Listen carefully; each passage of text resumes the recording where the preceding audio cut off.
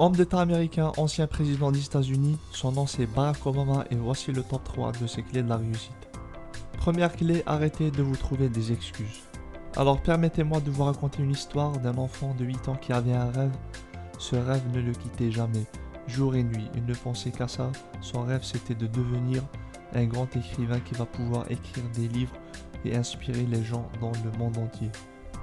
Les années passaient et cet enfant se laissait influencer par son entourage qui lui disait que cela n'était pas possible. Vivant dans un entourage très négatif, ses idées sont devenues une réalité pour lui. À l'âge de 20 ans, il voyageait loin de son pays et quittait donc son entourage très négatif. Et un jour, il repensa à son rêve d'enfance et la première chose qui lui était venue en tête c'était « Cela n'est pas possible ». Il était toujours sous l'emprise du conditionnement de son passé. Et puis, il continua ainsi à trouver des excuses sans cesse à chaque fois qu'il repensait à son rêve. Un jour, à l'âge de 30 ans, il a eu un déclic. Il réalisa qu'il avait passé 10 ans de sa vie à trouver des excuses, sans même essayer de faire quoi que ce soit, de tenter ou de faire la moindre action pour avancer vers son objectif. Il prenait donc ses excuses pour une réalité.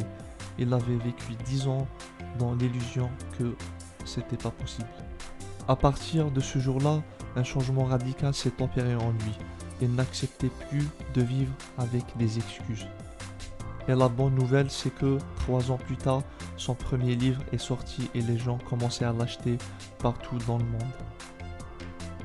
Jim Rohn dit, si vous désirez vraiment faire quelque chose, vous trouverez un moyen, sinon vous trouverez des excuses.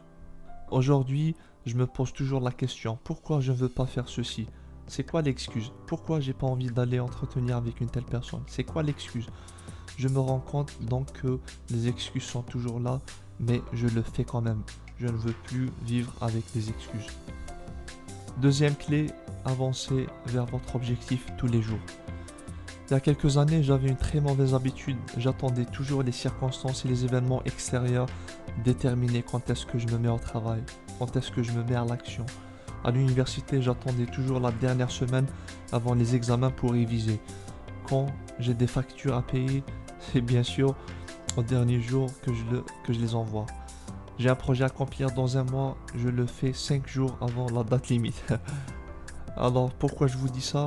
Parce que je sais très bien que vous aussi vous avez tendance à faire pareil, à procrastiner. C'est une très mauvaise habitude.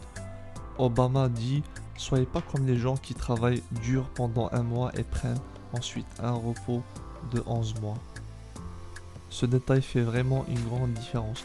Donc si vous décidez de faire des actions tous les jours, révisez tous les jours, au lieu d'attendre la dernière semaine, travaillez sur votre objectif.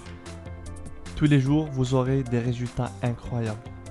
Tim Ferriss, l'auteur du livre La semaine de 4h10 dans une interview, j'écrivais une seule page par jour, c'est tout.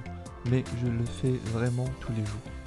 Donc la clé c'est vraiment d'avancer vers votre objectif à petits pas, jour après jour. Troisième clé, avoir de l'espoir. Obama touche un sujet très puissant en écrivant son livre The Audacity of Hope, en français, l'audace d'espérer. En effet, la raison pour laquelle la plupart des gens n'accomplissent rien dans leur vie, c'est parce que le manque d'espoir. Ils abandonnent au premier obstacle, à la première difficulté qu'ils rencontrent. Et qu'on soit bien d'accord sur ce point, je ne parle pas d'espérer dans le sens rêver et espérer que mon rêve va se produire en faisant rien du tout, en dormant jusqu'à midi, en trouvant des excuses et en procrastinant.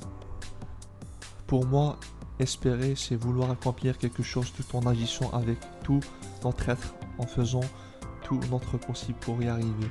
Espérer sans passer à l'action n'est qu'une pure illusion.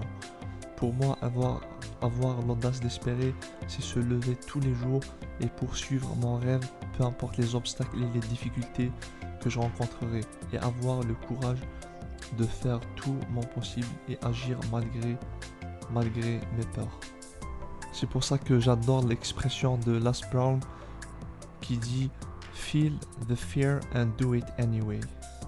Voici donc en résumé les 3 clés que nous avons vues. Moi, ma clé préférée, c'est la première et je suis très curieux de savoir laquelle que vous préférez.